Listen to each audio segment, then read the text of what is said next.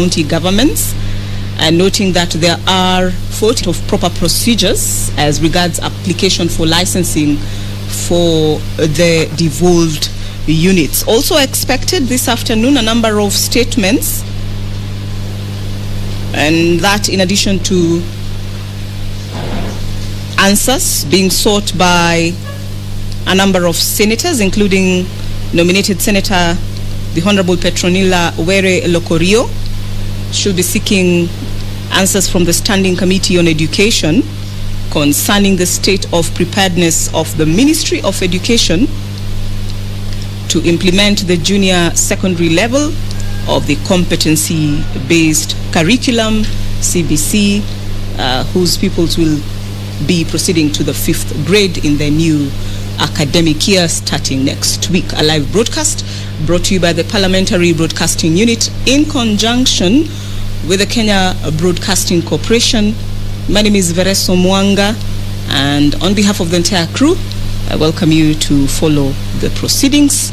Good afternoon.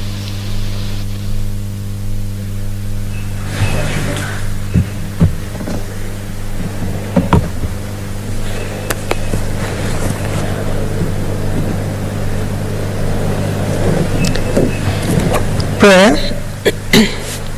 Almighty God, we beseech you to behold with your abundant favor and blessings as your servants whom you have been pleased to call to leadership positions in this republic.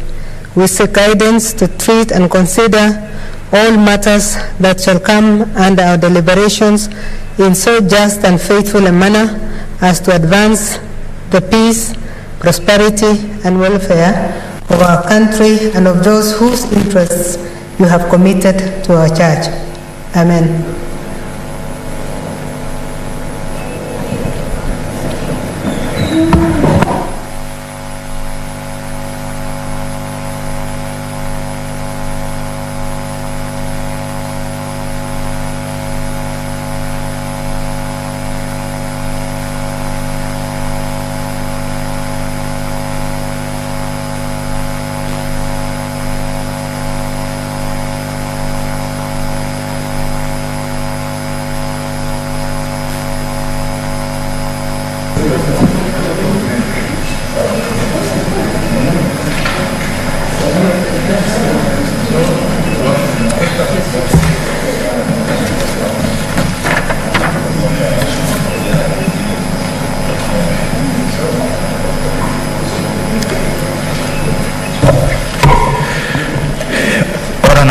Administration of oath.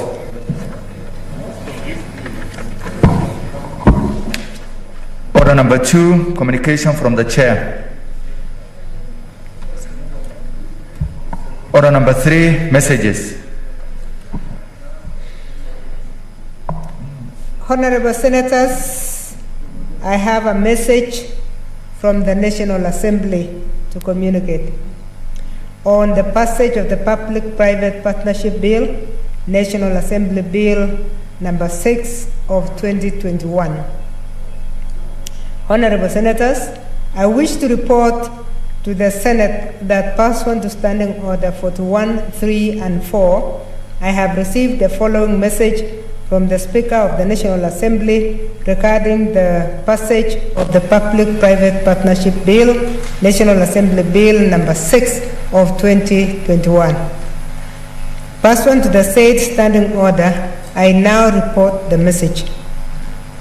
Pursuant to the provisions of Standing Orders 41.1 and 142 of the National Assembly Standing Orders, I hereby convey the following message from the National Assembly.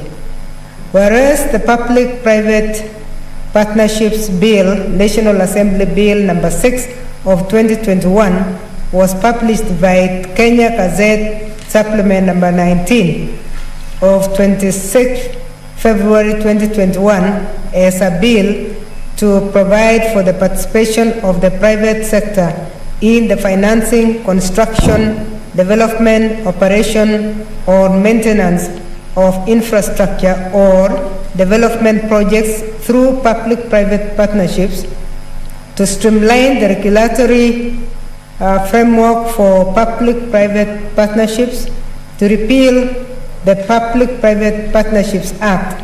And whereas the National Assembly considered and passed the said bill on Wednesday, 30th June 2021 with amendments in the form attached hereto. Now, therefore, in accordance with the provisions of Article 110(4) of the Constitution and the Standing Orders 41, 1 and 142 of the National Assembly Standing Orders, I hereby convey the National Assembly's decision on the bill to the Senate. Honorable Senators, pursuant to the Standing Order 157, which requires that a bill originating in the National Assembly be proceeded with by the Senate in the same manner as a bill introduced in the Senate by way of first reading in accordance with Standing Order 139, I direct that the bill be listed for first reading on Thursday, 22nd July 2021. I thank you. Next order.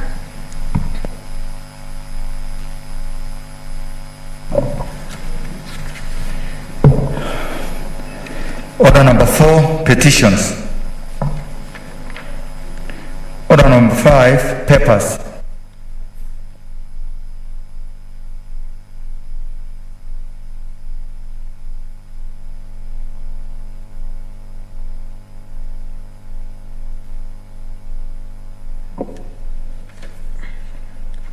Chairperson, Standing Committee on Education.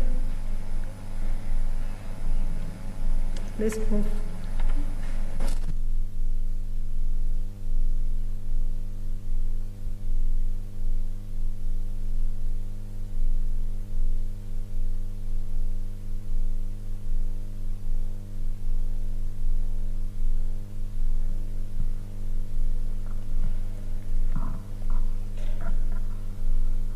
Madam Speaker, I beg to lay the following paper on the table of the Senate today, 21st July 2021.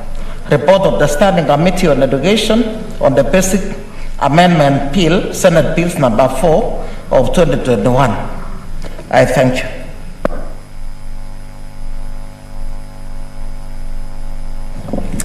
Thank you, Chair. The next report is from the Senate Majority Leader.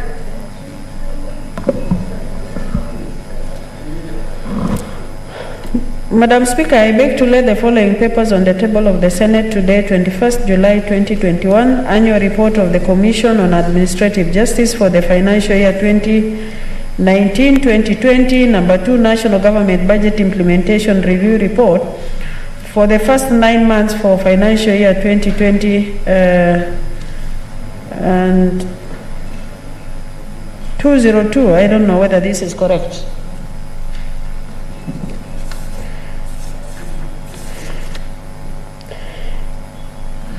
It should be, I think there is a correction, Madam Speaker, 2020-2021, the report of the financial National Government Budget Implementation. I think there is an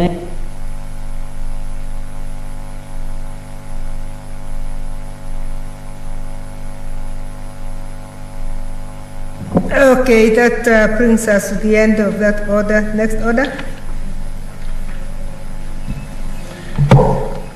Order number 6, notices of motion. Next order. Order number 7, statements. Honorable Senators, we have 2 statements. The first one is from Senator Petronila Were Locorio.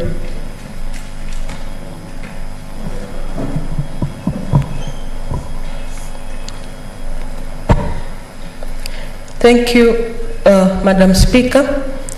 I present a statement. I request for a statement. Madam Speaker, Mr. Speaker. Sorry, Madam Speaker. I was about to call you Mr. Speaker, sir. Sorry for that. I rise pursuant to Standing Order 48-1 to request for a statement from the Standing Committee on Education regarding the state of preparedness for the Ministry of Education to implement the junior secondary level of the competency-based curriculum, otherwise known as CBC. Madam Speaker, in the statement, the committee should explain the extent to which teachers who are to teach at the junior secondary level have been trained to handle the competency-based curriculum. Secondly, Madam Speaker, the committee should provide statistics on the teachers who have undergone training on CBC and their distribution countrywide. Thirdly, the committee should state whether adequate infrastructure has been put in place for the intake of pupils in junior high schools across the country in the coming 2 years. Madam Speaker, the committee should also outline the role, if any, that will be played by the current primary schools in the rollout of CBC curriculum in junior secondary schools.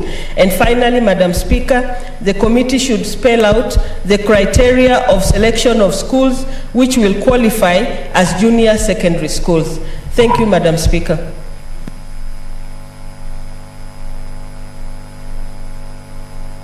Thank you, Senator. The next statement is from the Senator for Baringo, Senator Gideon Moy, should be online. Oh, he's here.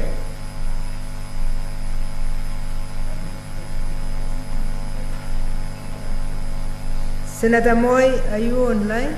Is he online? Yeah, he should be online.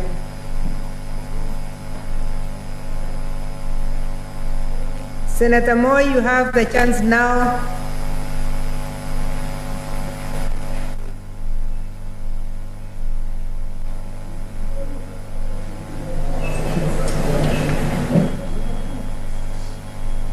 Here,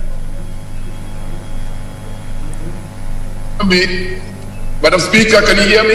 Yes, now we can hear you, but we can't see you. We want to see you also.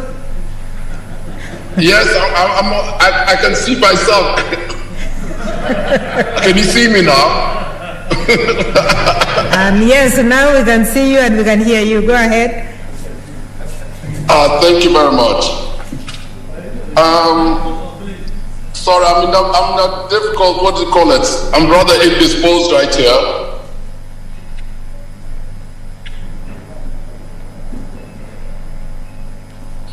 Madam Speaker, I rise pursuant to Standing Order 48-1 to Point of a order. statement.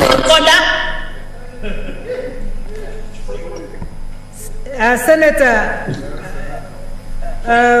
we are not very sure. You are saying you are indisposed, but where are you? Okay, now I'm okay, Mr. Point of order, Madam Speaker, I'm okay now. Point of order, Madam Speaker. Senator, I'll give you a chance. I wanted him to clarify something first. No, I'm okay now, Madam Speaker. Okay, let's have Mary Senator's point of order then. Point of order, Madam Speaker. That's my point of order, Senator Falhada. Senator Falhada, yes. Madam Speaker, and previously, Speaker Lusaka ruled out that no one should be in their car. Actually, I was the one who was contributing to the car, and the Speaker ruled out. So I don't know if my brother Senator Gideon is out of order. Okay, thank you. I hope you are not in a car also. Yours has also disappeared. Which car?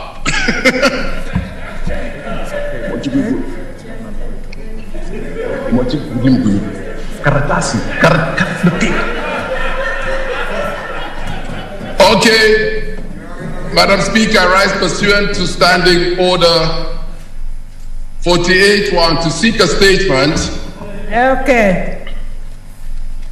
From the Standing Committee on Roads and Transport regarding the future of the Kazi Mtaani program by the national government.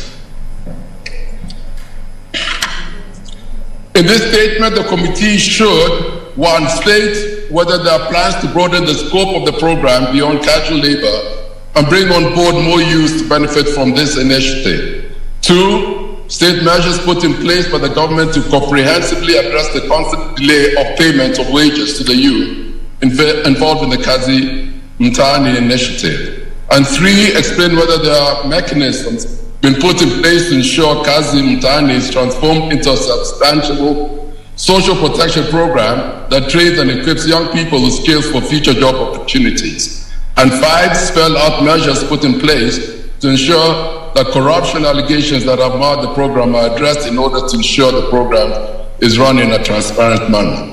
Thank you, Madam Speaker. Thank you, Senator. The next statement is from Senator Musurube.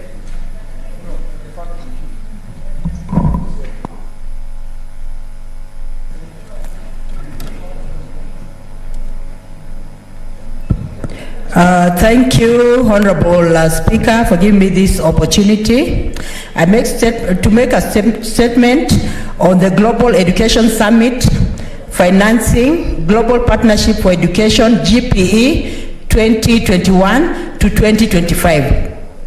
Honorable Speaker, I rise pursuant to Standing Order number 47-1 to make a statement of general topical concern, namely the Global Education Summit Financing Global Partnership for Education, GPE 2021 to 2025.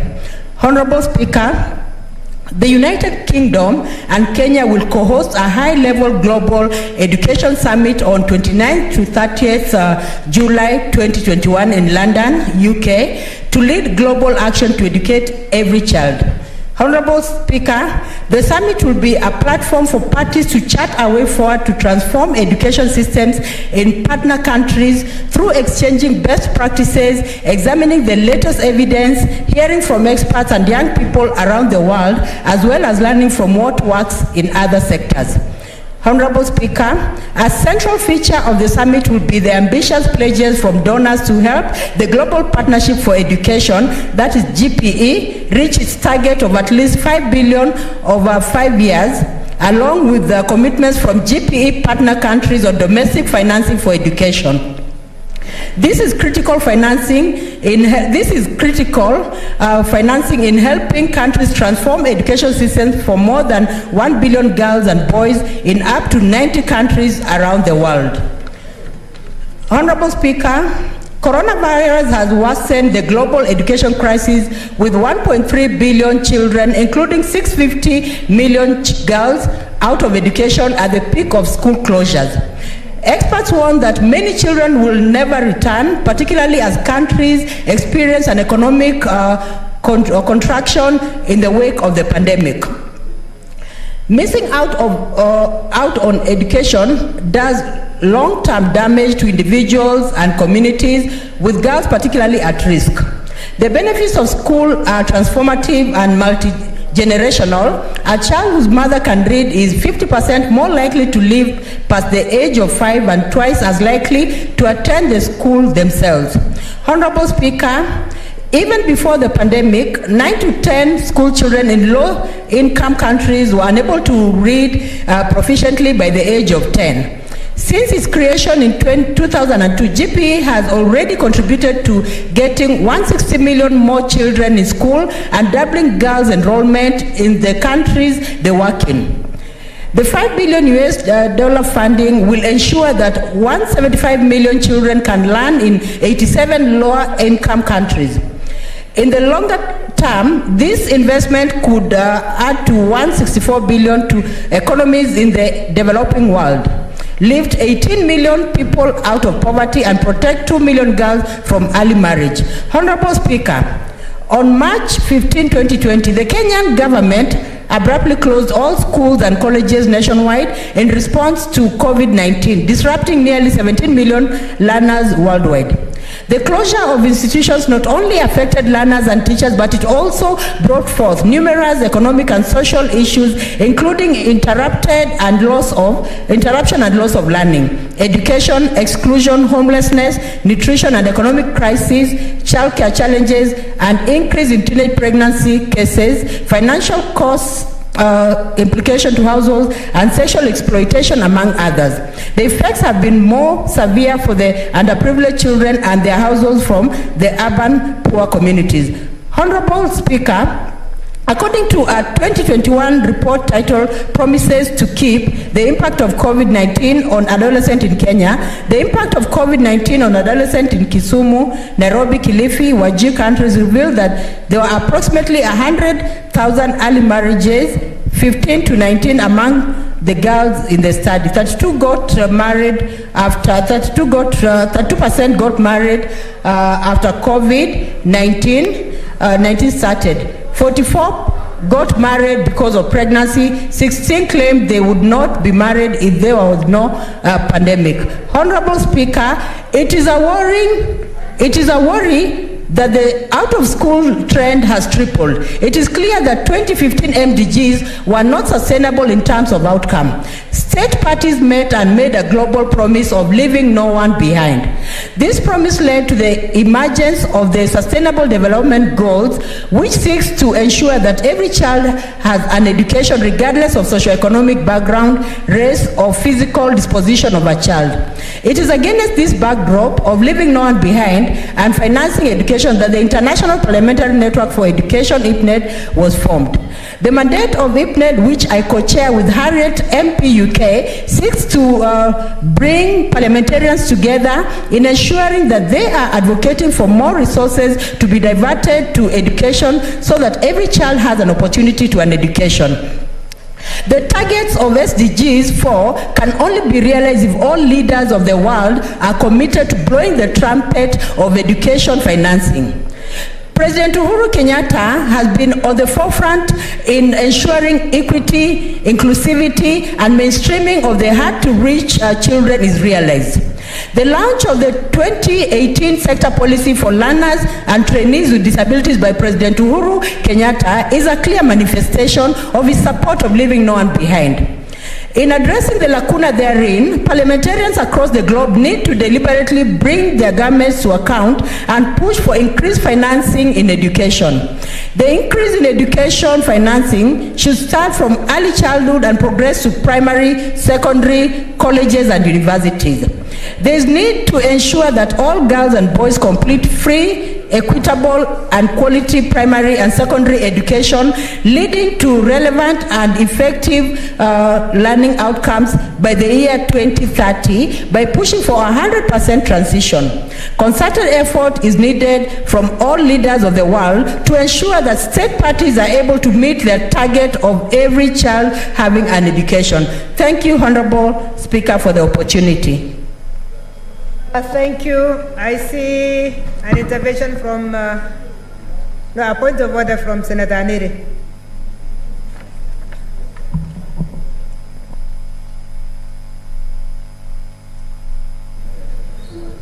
Madam Speaker, I thank you. Madam Speaker, last week I rose pursuant to the provisions of our Standing Order number 47, paragraph 1, to raise a matter that I thought was of national importance, although it affects Vihiga County, and that was the suspension of the implementation of Vihiga County budget for financial year 2021-2022. Madam Speaker, after very long deliberations on the floor of this House, our Speaker directed that two committees, the Committee on Finance, chaired by Senator Kibiru, and the Committee on Devolution, chaired by Senator Moses Kajwang, should immediately, on the Monday the 19th, visit Vihiga County, investigate this matter, and report back to the House. Madam Speaker, I stayed in Vihiga after having been there for the weekend until Monday to wait for the committee, and Madam Speaker, all that was in vain. The committee did not show up. I eventually read some communication that the governor had written to the clerk requesting that the visit be pushed from Monday to Friday.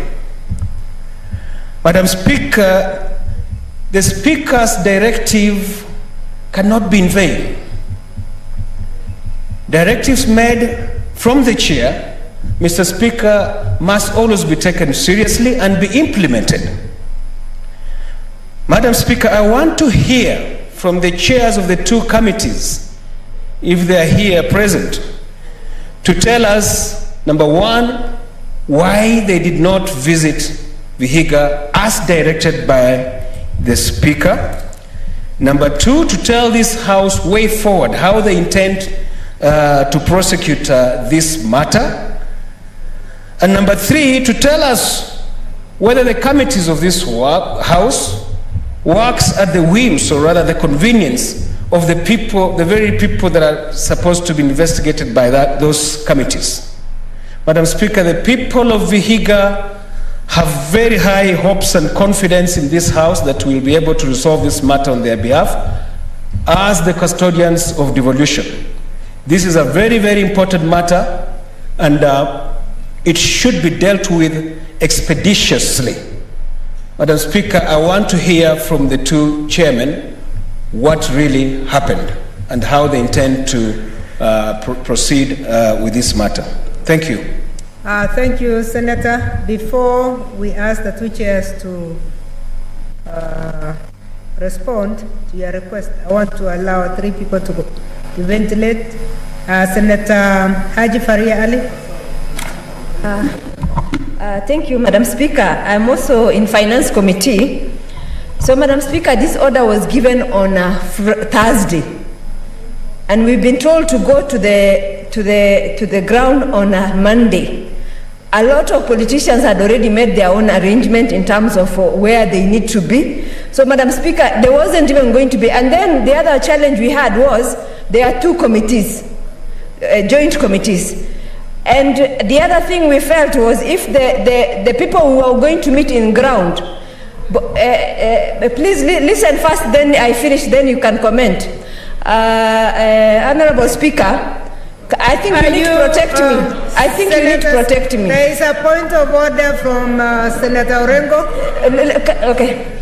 Senator Orengo is already coming on a point of order. I had wanted people to ventilate actually before. I did not realize that the Vice Chair? No, I'm not. I'm a member. You are a member? But Mr. Speaker, yeah. This was a directive given by the Speaker. It was not given by even the chairs of the committees. It was given by the Speaker. In fact, what I was expecting to hear is a message from the Speaker as to whether or not his directive had been complied with. I think we need to hear from the Speaker, and if that is not possible, then I would agree it is better to hear the chairman to speak officially and formally for the committees before we can have any interventions. I know the deputy whip, majority whip, is a member of the committee, but I think that she should allow the chairs to speak to us formally. That's why we have these chairs. And then it will be easier now to react to the difficulties they may have encountered. Thank you, Senator Wambua Enoch. I think I allowed additional clarification so that the chairs can respond properly. So, Senator Wambua and then Senator Weta. Thank you, Madam Speaker. Madam Speaker, I will speak to two issues. One, the attempt by Senator Faria to give an excuse as to why the committees did not visit. Madam Speaker, and we have said this many times, Madam Speaker, a time has come that the speakers must defend the dignity of that chair. That once an order is given by a speaker, then that is it. It's only the speaker who can vacate his own orders. It cannot be that the speaker has given an order for a committee to undertake certain functions, and then on their own, the committee decides we will not, and will go and explain on the floor. Madam Speaker, we want dignity to that chair. Secondly, Madam Speaker, on the issue of the visit to Vihiga. This Senate, Madam Speaker, this House of Parliament can never act for the convenience of any other institution in this country. It cannot be that the two committees will wait for the governor to get ready to clean house, and then they can go and visit and see what has been happening. Madam Speaker, the orders of the Speaker must be followed all the time by everyone. I thank you, Madam Speaker. Thank you, Senator Wetangula Moses.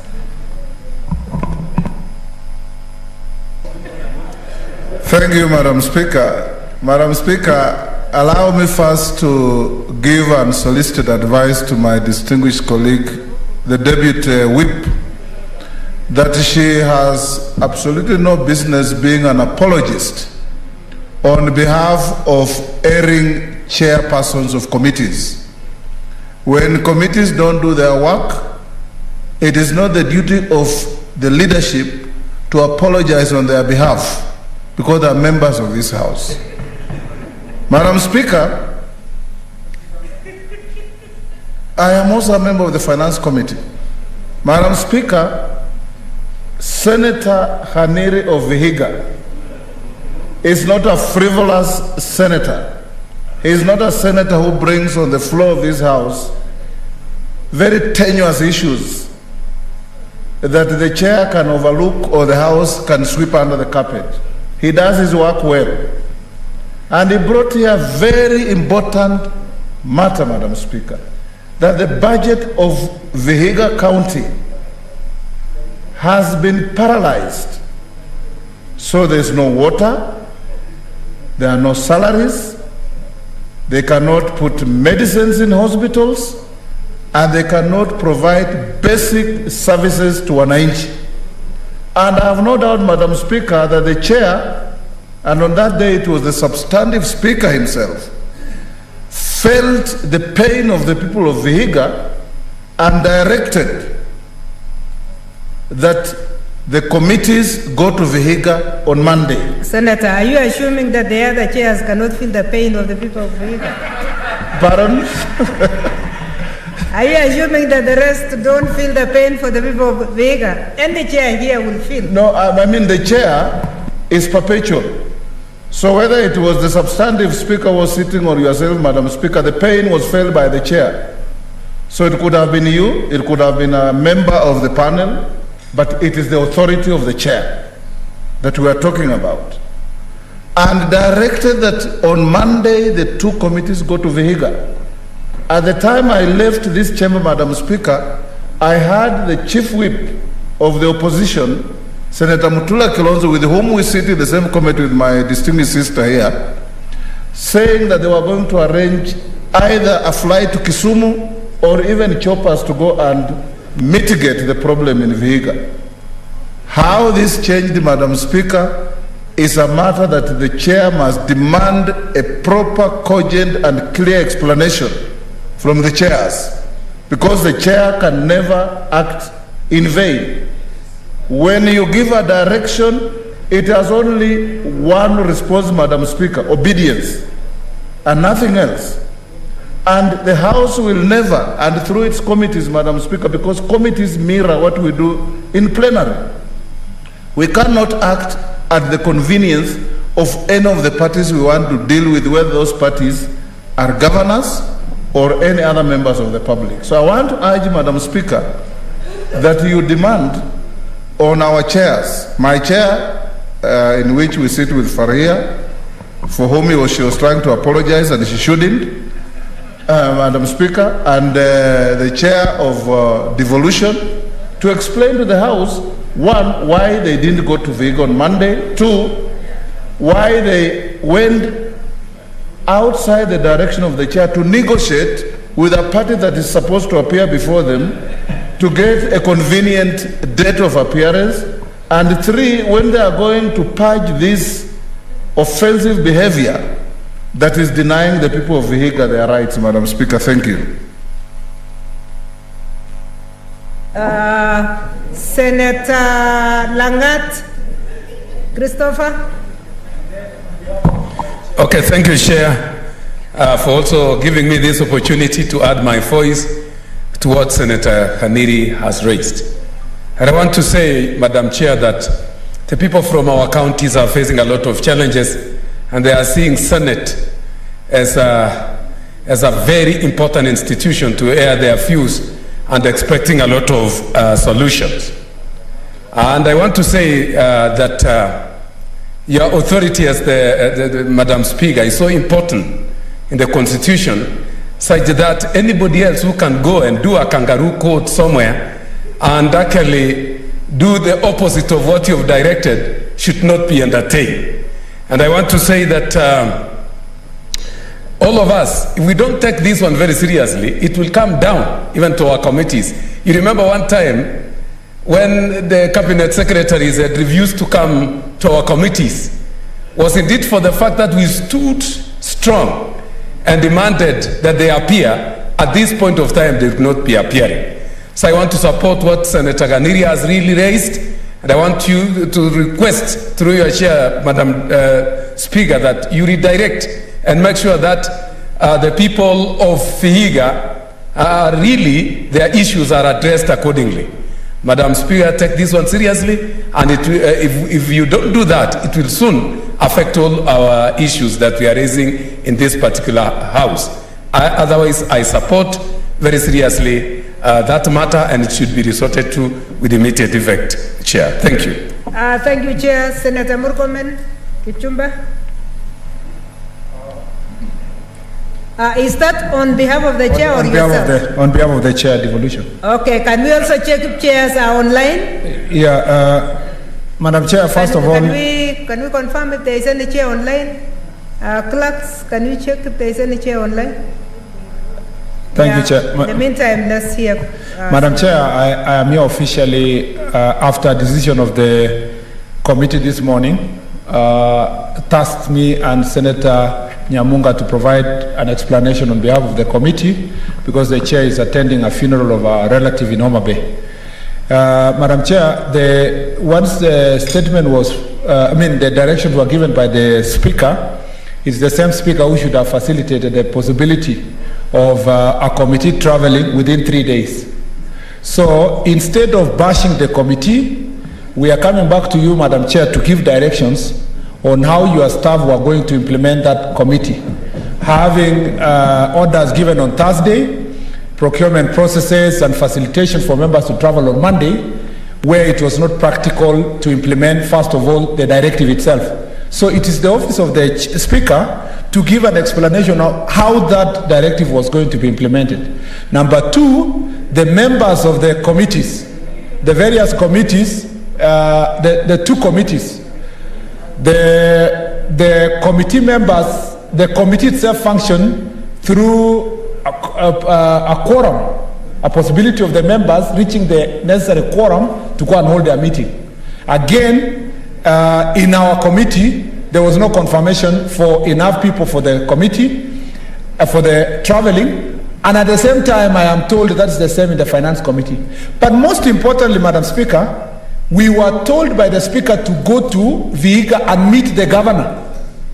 Now, if the governor is not in Vihiga, we would be told you went there to go and meet junior officers who would not given us the explanation. So we acted in the best interest of the Senate.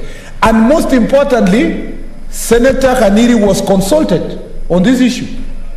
The chair reported it's answered in the committee that he spoke to you.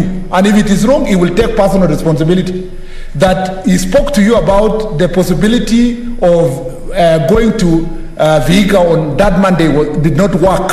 And he suggested that having been consulted, if it is not true, then it's in the hands of the committee. We were sent here with Senator Nyamunga. She's here, she's my witness. And that a practicable and a practical visiting time was sought. Point of order from Senator Aniri. Thank you. Madam Speaker, I'm here present in person. The last time I spoke to the chair was on Thursday, and he assured me that they were making arrangements for hire of choppers for the committees to make the visit. The next time I spoke to the chairman was this morning, asking him exactly what happened. So what Senator Kipchumba Murkomen is saying is not true. The chair did not consult me on postponement of this meeting. The only thing I saw was, number one, a soft copy of the letter from the governor requesting that the meeting be pushed to Friday. That I saw. And I think that's the only thing I saw. Senator Murkomen, you can finish. The most important thing is to come with results. We have scheduled a meeting this Friday with the governor. In fact, not physically, it's still Zoom, to agree on the modalities of conducting, answering this question. Number two, Madam Chair, and this is on a light note but serious. The Speaker said we should go to Vihiga on Monday, but the Speaker did not give a ruling when we should bring the report. Thank you, Madam Chair.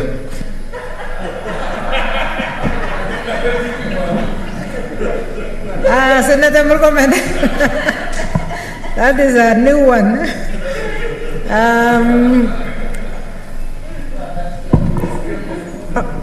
Senator Faria, were you still? Okay, finally, Senator Faria, so we can dispose it off. Madam Speaker, part of I'm talking about the quorum in our finance committee. Only Senator Nyamunga confirmed. The chair asked us, all of us, in our platform, who can go to Vihiga on Monday. But then again, more importantly, the county government and both the MCAs were not ready for us. So how are we supposed to go there and meet who? Who are we going to meet? So that's another question that we need to answer. So, Madam Chair, there was all intention by my chair at least to go there and implement the directive of the Speaker, but from practicality point of view, that did not work out. I thank you, Madam Speaker. Do we have any chair online? There's a point of order from Senator Watangula. We are giving the chairs the last opportunity if they are online. Madam Speaker, facts are very stubborn because they remain facts. In the Committee of Finance, where my distinguished lady from Wajir is our member, and a very hard-working member, I have a lot of regard for her, very brilliant.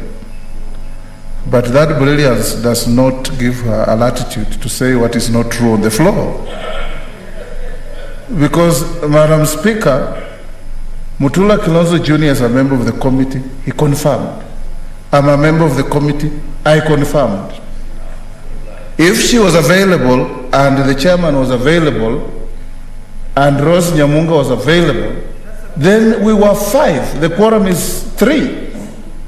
So you cannot say, Madam Speaker, that because it now casts aspersions on members of the committee that we are either irresponsible or not taking our work seriously, we are not available even when the Speaker has given a directive. We were available, Madam Speaker.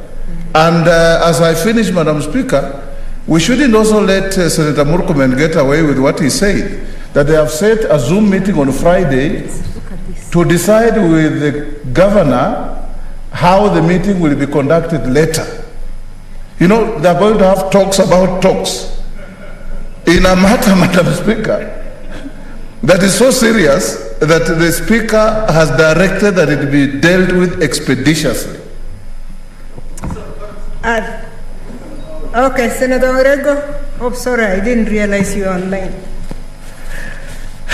Madam Speaker, I'm really worried about the capacity of the Senate to respond to emergencies.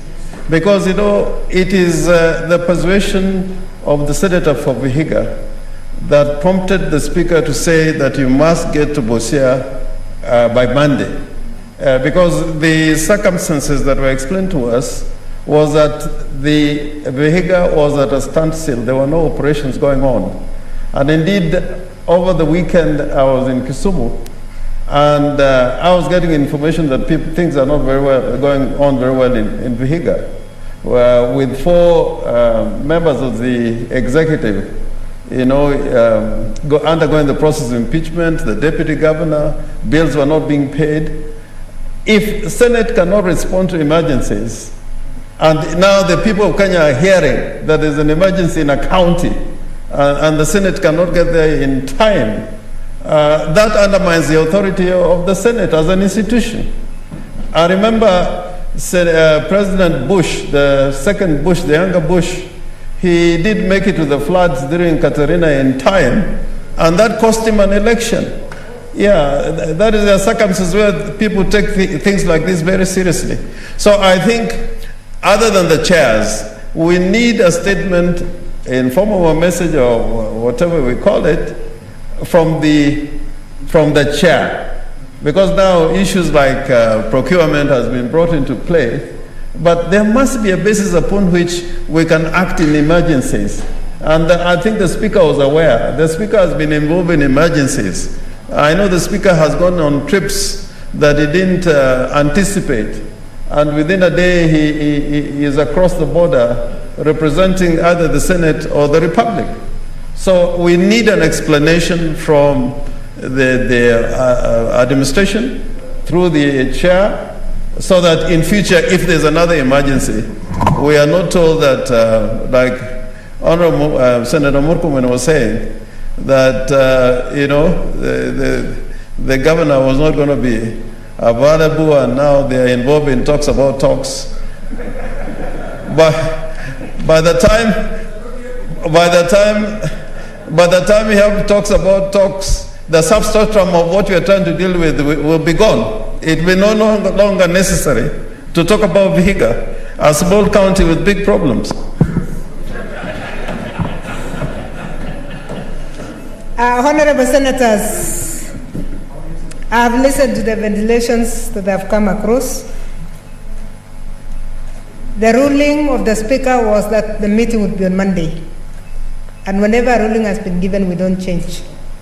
We must stick to that. Because if there was an issue, it should have been raised on that day. The same chair should have given us their excuses on that day.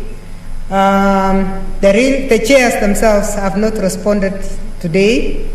We have tried to look for the communication from the governor, and we have not seen it. I've been trying to get that communication if it was there.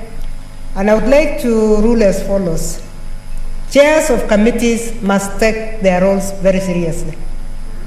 It is the chair of the committee. And the reason I'm saying the chair of the committee is the fact that our administrative facilitation is the obvious thing when a chair has been asked to do anything.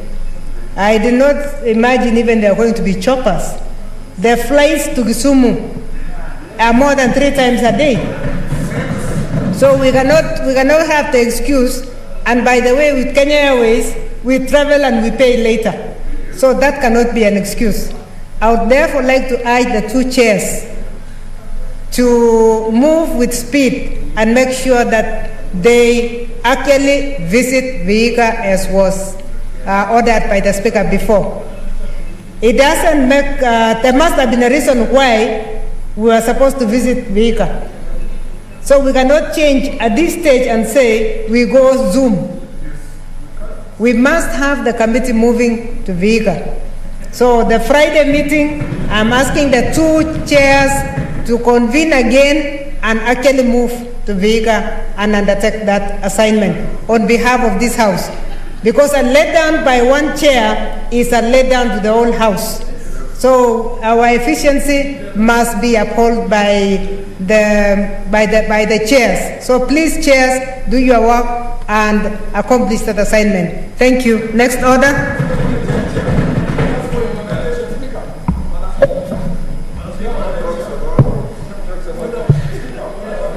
Senator Murkomen, you cannot give a point of order on behalf of the chair, unless on your own. Yeah, because you don't even know what the chair would have said. It's a point of order on how I understood your direction, Madam Chair. Yeah. Just for clarity, the statement that was brought by Senator Khaniri was under 48, right? Standing Order 48, which is a statement on a matter of importance to a county, and he said county or national, which means it's not a statement that was directed to be dealt with in the manner in which a committee is supposed to do. So it is the Speaker who used his own discretion to say, go ye and visit Vihiga. but he didn't say visit to do what. He said visit, no, just wait. We have to be very clear, Madam Chair, because no, it's important. If please, George, there is nobody who knows the standing order better than Senator George Kaniri. If he wanted to bring a statement in the usual manner, that a statement goes to committee for purpose of bringing a report, he would have done it. But he chose to make it a statement of a matter of national importance. The Speaker gave directions that we should visit. Madam Chair, you should also go further. I'll clarify that. Yeah, exactly. Yeah. We should also have, and he said visit and report back. Yeah. The timelines of reporting and the manner of reporting are not provided for. So if it is, let's not, Senator Tagula, I did not boo when you are here. Address the chair, address the yes, chair. thank you, Madam Speaker. So, in terms of future, this is the direction that the Speaker should make a determination. In terms of future engagements, the committee should have clear directions on what standing order statement has been brought and timelines that are required by that statement to be reported back. And if it's a report in form of a report of the committee, then it goes through the normal procedure of doing the report. Otherwise, we would have gone on Monday.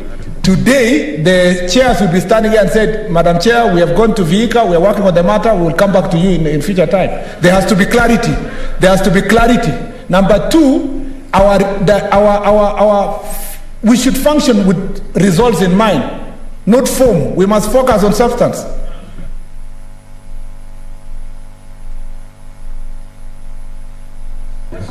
Honorable Senators, let me confirm one thing, that the Speaker, out of any statement, the Speaker can make a recommendation. So the Speaker rightfully recommended that a visit be done to Vihiga. And for a visit to Vihiga, we do not expect the committee to come back with nothing. We are expecting the committee to go to Vihiga and come back with a report. So this time, let me be very clear that we are expecting you to go on Friday and we are expecting the report on Tuesday, because the clerks have not said they will not be able to process your report within 2 days. So please go finish your assignment. You can spend the Saturday to write the report, and then let's have our report tabled on Tuesday. It's so ordered. Next order. Order number 8, the coffee bill, Senate Bills number 22 of 2020. Second reading.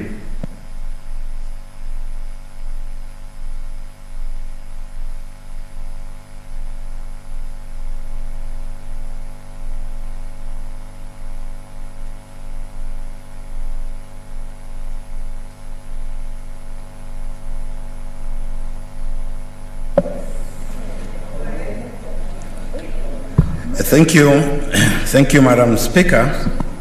Madam Speaker, the pursuant to the provisions of Standing Orders 14.1 of the Standing Orders, that the coffee bill 2020 now be read a second time. Madam Speaker, let me begin by first thanking the Committee on Agriculture, Livestock and Fisheries for the expeditious work that they have done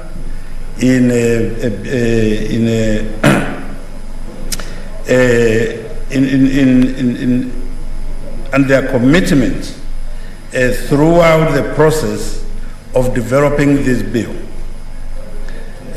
Madam Speaker, I also wish to thank the members of public who gave us vital information and who responded when we advertised for public participation and gave us vital information that helped us to build and to build this bill, and also helped us to fashion amendments which I will be moving later in the course of this process. Madam Speaker, the members of public and stakeholders in particular wanted that this bill should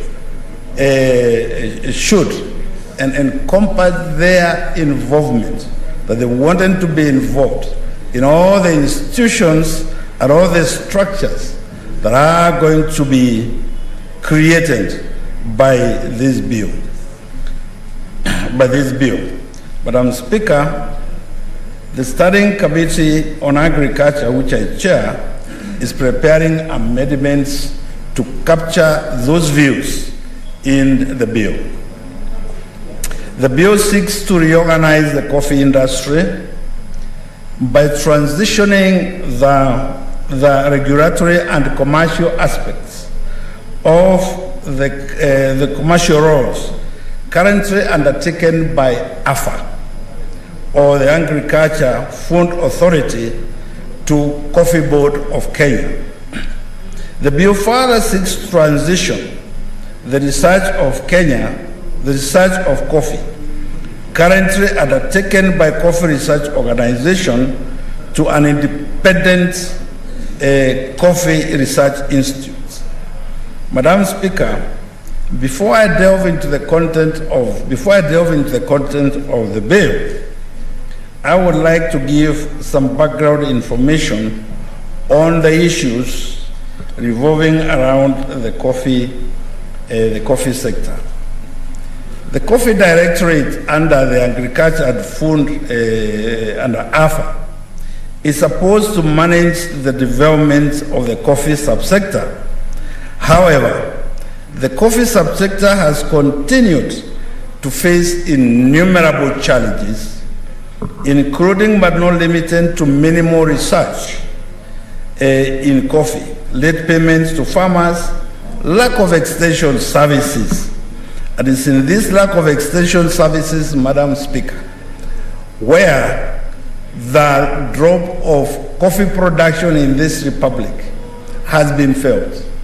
Madam Speaker, without extension services, and those extension services used to be enjoyed by coffee farmers, and for many years, without extension services, Madam Speaker, the coffee industry and the smallholder coffee farmers are unable to produce the kind of the quality and quantity of coffee that is desired and that can be produced in this republic.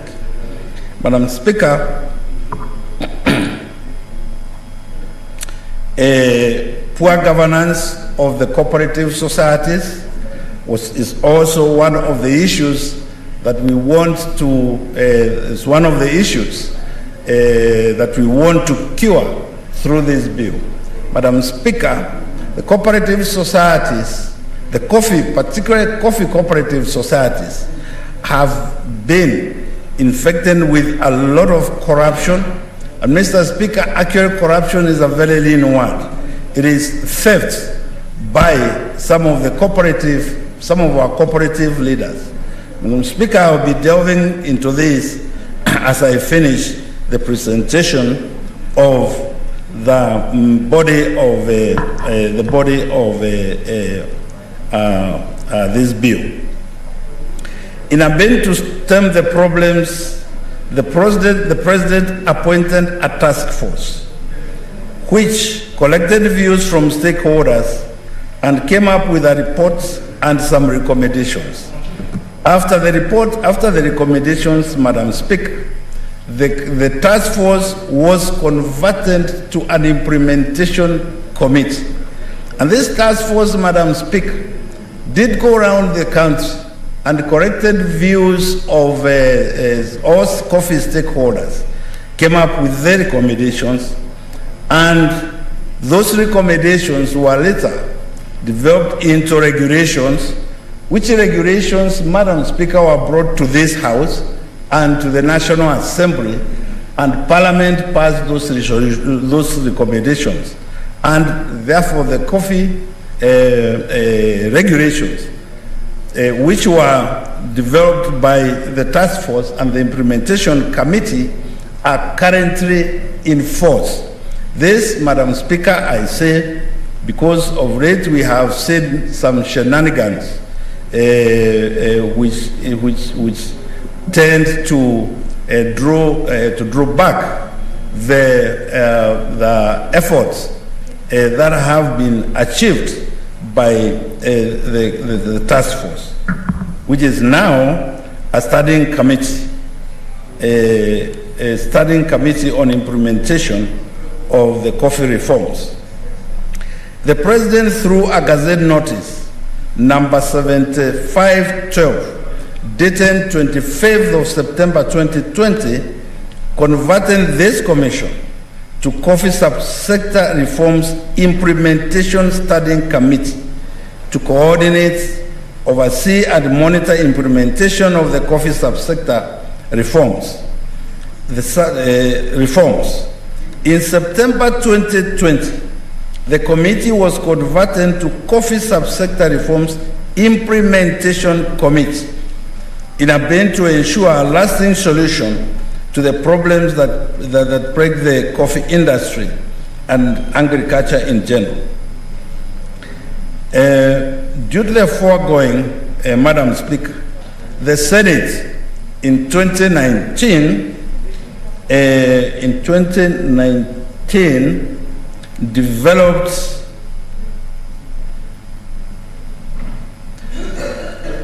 the Standing Committee on Agriculture proceeded to develop the coffee bill, which was eventually published in October 2020. Madam Speaker, with your permission, I shall proceed to highlight the various provisions of the bill.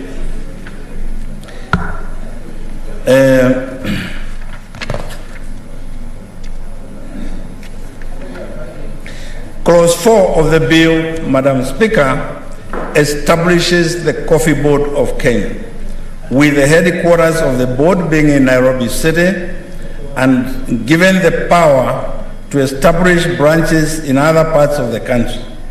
Before the collapse of the boards into AFA, coffee farmers had, through their own money and for many years, constructed the buildings in Nairobi.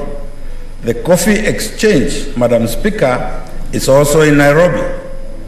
Clause 6 of the bill provides that the board shall vest in a board of directors consisting of a chairperson, the principal secretary responsible for agriculture, the principal secretary for trade, 2 persons of opposite gender representing smallholders,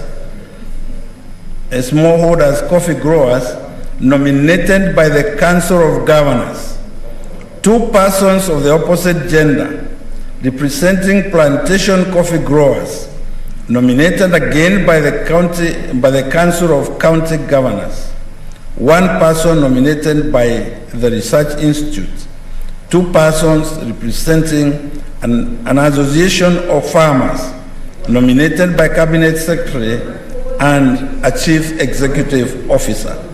Madam Speaker, it's the view of the committee that a board that has representation of both the government and the growers is a board that will seriously handle the interests of the farmers and also accommodate the interests of the policy makers, i.e. the government.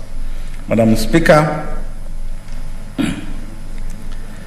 Clause 26 of the bill requires county government to maintain an up-to-date register of coffee growers, nursery operators, coffee cooperative societies, coffee associations, and coffee estates in the county. It's also supposed to consider applications for certificates, permits, and licenses enumerated under the 2nd schedule of this Act. It's also supposed to enforce national and county coffee regulations on coffee industry, code of practice, policies and guidelines on corporate governance in coffee growers' institutions.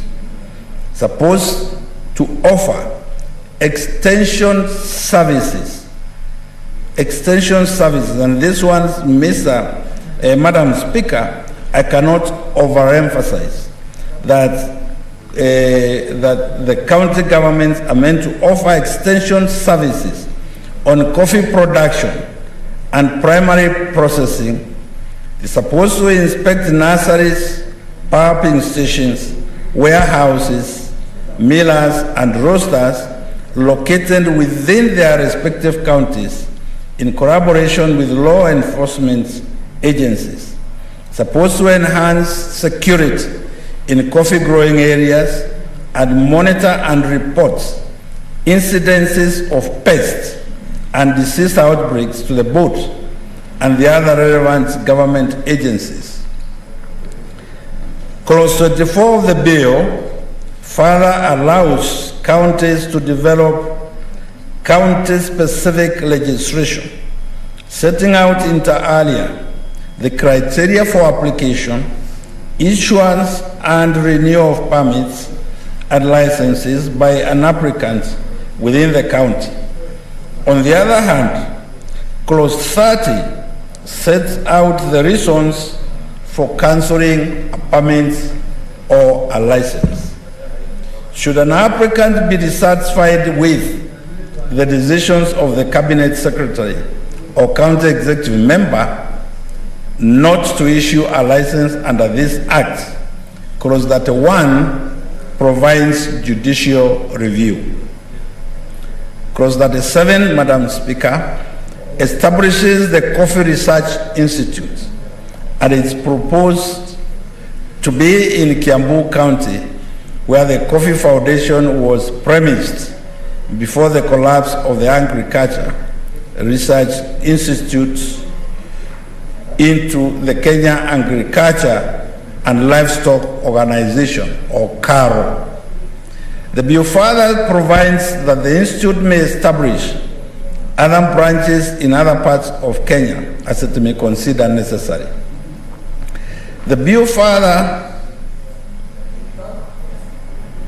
it is proposed in Clause 40 of the bill that the board of the institute comprise the CEO of the Coffee Board of Kenya, the Principal Secretary of Agriculture, the Principal Secretary of Finance, the Secretary to the Science Commission appointed under paragraph 6 of the second schedule of the Science and Technology Act. One person representing coffee growers, one person nominated by the Commission for University Education, representing the universities, and the Chief Executive Officer of the board.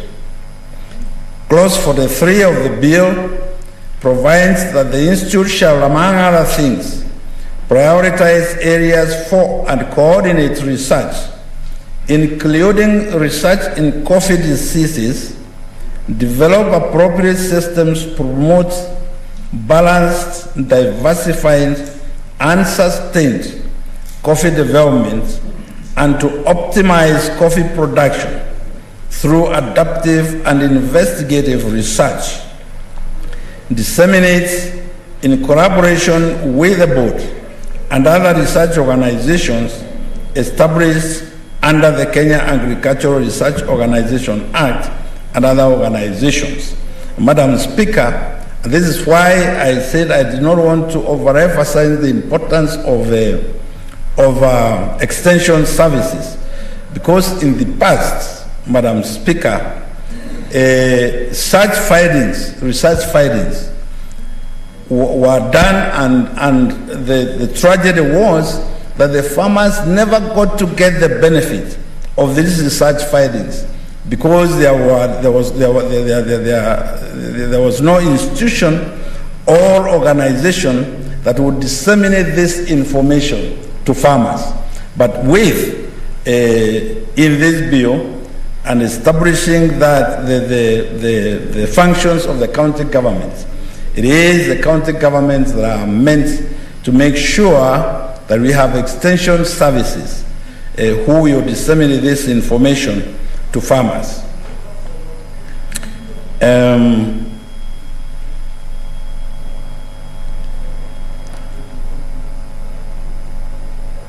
Madam Speaker, the committee will propose amendments to address the coffee bucketing structure and streamline the payment system so that the farmer will be paid what is due to them on time.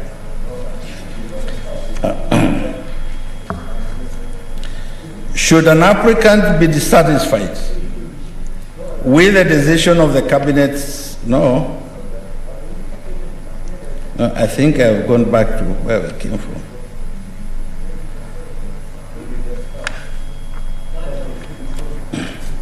Yes, Madam Speaker, yes. The committee will propose amendments to address the coffee marketing structure and streamline the payment system so that the farmer will be paid what is due to them on time. Madam Speaker, in this bill and the amendments we intend to propose to this bill, we intend to specifically concentrate on the marketing structure of coffee. Madam Speaker, Kenya used to produce at one point in excess of 140,000 metric tons of coffee for export. Today, Madam Speaker, Kenya has less and exports less than 36,000 metric tons. The reason, Mr. Speaker, is that the marketing structure, the marketing system of coffee in this country was left to people who had no interest at all in the farmer. Madam Speaker, I want to highlight a few incidents and the system of the current marketing of coffee in the Republic. When a farmer picks their coffee, they deliver their coffee to their cooperative society. Once the coffee is delivered to their cooperative society, Madam Speaker, the coffee then is taken to a miller who will mill the coffee into a clean coffee. At the first stage, it is what we call a parchment. At the second stage, of the miller stage, is where we get clean coffee for exports. At this stage, Mr. Speaker, what has happened, what has been happening in this country, is that the millers, the coffee millers, and this is very important, the coffee millers are also the coffee marketing agents. Madam Speaker, I want you to imagine where the farmer has driven their coffee to the miller, and that miller is also the marketing agent, is the one who will sell the coffee for the farmer. Madam Speaker, in many instances, and that is what happens, the marketing agents are also agents of the buyers. So what happens eventually is that the coffee, once it gets to the millers, it is up to the millers to decide how much they will pay the farmers. It is up to the millers to decide. You know, it's just like, it's like giving your goats to a hyena to go and herd for you. It is the millers and these commercial agents who decide how much the farmer will be paid. As if that is not enough, Madam Speaker, when the money is, before the money is even paid to the cooperative societies, some of cooperative leaders, they collude with these marketing agents, and they collude with the marketing agents, and the money is skimmed at the top, so that the farmers are only told this is how much your coffee was worth, but a big portion of that money is again skimmed by the cooperative leaders, to the extent that by the time the farmer gets what they are paid, it is such pittance, Madam Speaker, that kills coffee farming in this republic. Madam Speaker, at the moment, 80% 80% of all the coffee in this country is handled at the marketing level by less than 4 players. These 4 players, they own mills. These 4 players, they represent market. They are the marketers. These 4 players, Madam Speaker, they also represent the buyers in Europe and wherever, to the extent, Madam Speaker, that the coffee quite does not belong to the farmer, but belongs to these cartels. This bill intends to cure that problem. Madam Speaker, in curing that problem, the bill we intend to introduce amendments to introduce a marketing system whereby the farmer will be paid their dues directly once the coffee is sold. We intend to introduce a direct payment system for the farmer, so that once the coffee leaves the cooperative society or leaves a grower's factory and goes to the mill, the coffee then is taken to the coffee exchange. And from the coffee exchange, it is no longer the marketing agents who will be in charge of that coffee. No, Madam Speaker. Madam Speaker, at that point, the coffee will still belong to the farmer.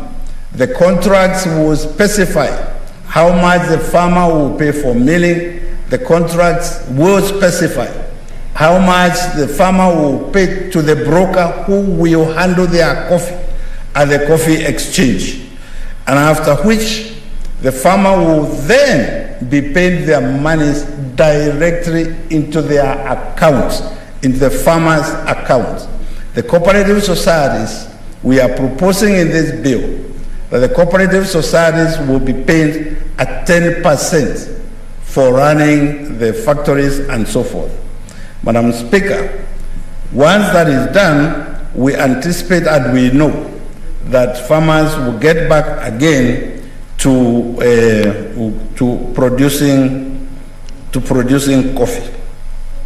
Madam Speaker, in this bill again, we know that the CMA has licensed 9 unions, and these 9 unions, Madam Speaker, are all vertically integrated from the farmer to the factories, from the factories to the milling. These are 9 unions which have milling facilities, and therefore from the milling, then we anticipate, now that they have been licensed, to market their own coffee, that the millers, the unions, will now be able to grow and pay the farmers what is due to them. But it is not them who will be paying. It is the DSS, the system that we are creating, that will be paying the farmers directly. That system will deduct whatever liabilities the farmer, the individual farmer, will have in their cooperative societies. And once that happens, then the farmer will get what is good for them. Madam Speaker, the marketing agents that I referred to earlier, who are handling coffee at the moment, they are also vertically integrated in respect that they own the mills. They own the mills, and they are also licensed as marketing agents, and they are also the buyers of the coffee. The same, it's crazy, Madam Speaker. Now we want to cure that problem, and in curing that problem, Madam Speaker, we expect that the farmers of this country will get what is due to them, will begin to get what is due to them. Because, Madam Speaker, you go to coffee growing areas and what you see out there is poverty. Coffee has a lot of money. I am happy that this year that the prices of coffee, because of the introduction of this bill, and there's no other reason, because of the introduction of these bills, these commercial agents have known that we are after them. And because of that, Madam Speaker, coffee prices have picked up this year. And I am proud, Madam Speaker, that one of the top cooperative societies, I'm a member of one of the top cooperative societies in this country called Kibogo Farmers Cooperative Society. And this year we have been paid properly, 110 shillings per kilogram of shell. Madam Speaker, just look at me and you see the smile on my face. We are hoping that we'll be able to spread this across the country. The problem we want to cure here, Madam Speaker, is that these operators who handle the farmers' coffee, they do not allow competitors into the market, to the extent that if you talk to roasters all over the world, they'll be telling you Kenya coffee is not available. And it is, yes, true, is not available because these fellows, they have their own markets. So coffee never ends up at the exchange. And if it gets there, they also know who is going to buy the coffee and at what price. Madam Speaker, coffee has so many grades by the time it leaves a miller. And all these grades, if you go to the coffee exchange, AA of Kenya coffee will be costing so much, AB, PB, all those grades. But, Madam Speaker, if you go to Mombasa when our coffee is being exported in those bags, you don't see those grades because the coffee has been bought. These people manipulate. They manipulate using the grading system to the extent that if they buy Kenya coffee, the top grades, at whatever price, then they fix prices for the lower grades. But after they have done that, they bulk all the coffee into one container and the same coffee. You go to Europe and places that I have, and I'm a witness to that. The coffee that is you find in Starbucks and places in Europe, labeled Kenya AA. Madam Speaker, is not Kenya AA. It's a mixture of all grades, which means, and they are selling it there at premium prices. But the farmer was paid a pittance. Madam Speaker, this bill intends to cure that problem. Madam Speaker, we are also encouraging local value addition of coffee. Those of us who remember in the olden days, in fact, not very old, up to the 80s or early 80s, we used to have Kenya coffee, affordable Kenya coffee in our shops. In fact, we used to have such brands as Kahawa Ngoma, Kahawa Number 1, KK Kahawa, and in fact also another coffee called 20 cents coffee, which meant that every household could afford to buy coffee and could afford to consume coffee. Part of the problem we have got in this country is that we produce things which we don't consume. But the reason we don't consume what we produce here is by the time the coffee has left the farmer, they cannot afford to get it from the shops. If you go to the supermarkets today, Madam Speaker, the coffees you find there are out of reach for ordinary Kenyans. Out of reach, totally out of reach. But why? Because we have given the coffees that we ought to have processed and which we could consume here, we have given that to these hyenas who take our coffee out there. Madam Speaker, we are proposing and we hope that the minister is listening, that we want coffee, we want our coffee. We want to encourage local value addition of our coffee so that we can have Kenyans consuming their own coffee. Madam Speaker, the reason why we stopped producing coffee here, because that was an initiative of the then Coffee Board. The reason why that stopped is because, again, on that board, there was appointed, instead of farmers representative and people who had an interest and a passion for growing and expanding Kenyan coffee, we appointed traders, coffee traders. And these fellows, when they went there to the Coffee Board, when they went there, instead of following the coffee value addition of lower grade coffees, which were not fetching high or premium prices at the exchange, instead of that, they became traders themselves. Madam Speaker, if you see the roasting plant, which was owned by the farmers in industrial area here, which eventually was closed and ransacked by I don't know who. If you see that plant, then you begin to understand where the rain started to hit us in the coffee sector. Madam Speaker, it's our hope and aspiration that through this bill, we are going to cure that problem, that we will have a coffee board that is responsive to the interests of coffee growing in this country.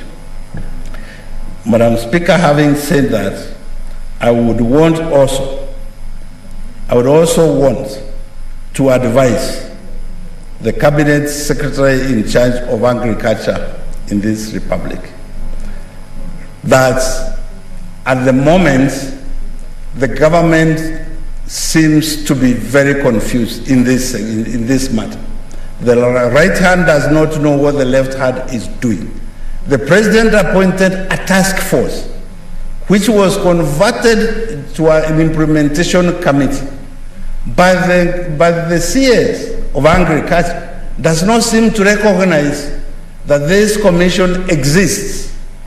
And Madam Speaker, as a committee, we have worked very closely with the commission, because they went around the country, and that is why we did not bother to also go around the country collecting views, because most of those views, which are in the regulations which we pass in this house, Madam Speaker, those views came from farmers and stakeholders in the coffee sector. Madam Speaker, the other issue that we are hearing is that there is an attempt also to introduce regulations through the ministry where coffee cooperative societies could decide that they want a coffee factory, could decide to move out of the cooperative. Madam Speaker, the essence of cooperatives is to make sure that people are together and that people produce together and that economies of scale are realized when people are together and in big numbers. Madam Speaker, now this issue is not acceptable. Those of us who know how the beginning of the coffee decline in this country, it is started from those ideas. And those ideas, Madam Speaker, I know and I bet that those are not ideas that are emanating from the ministry. I know all the cartels who are involved, who have been involved in the coffee business. Madam Speaker, that is the route they would want to go. That's the route they want to go. So that you will find a coffee society, a coffee factory with 9 members who produce less than 3,000 kilograms of coffee. And the farmers there will get nothing because their expenses are so high. They have to maintain 9 coffee members. They have to maintain a secretary manager. They have to pay for their lights and all those other expenses. Madam Speaker, that we are going to resist, and I am happy that members of this House, those who know, and I see Professor Ongeri agreeing with me, those who know how we started losing in the coffee sector, that was where. And the coffee wars, which were the coffee wars in Nyeri and places, they all emanated from this kind of ideas. These are dangerous ideas which cannot and should not be entertained at all. Madam Speaker, because I want other members to contribute to this bill, I wish to assure Kenyan farmers that through this bill, we have captured what ails the coffee industry. And we want to deal from the top, from the marketing side. And we hope that the government will keep its promise to assist farmers in redeveloping or updating the coffee society, the coffee factories in this country with the new and up-to-date popping systems and dry bins and so forth. And Madam Speaker, I am hopeful that when that happens, if that happens, the coffee industry will get back to its former glory. Madam Speaker, because I know I will be back here again after members have contributed. May I, at this juncture, I beg to move that the coffee bill be read a second time, and ask our member, Honorable Kipchumba Murkomen, to second. Thank you, Madam Speaker.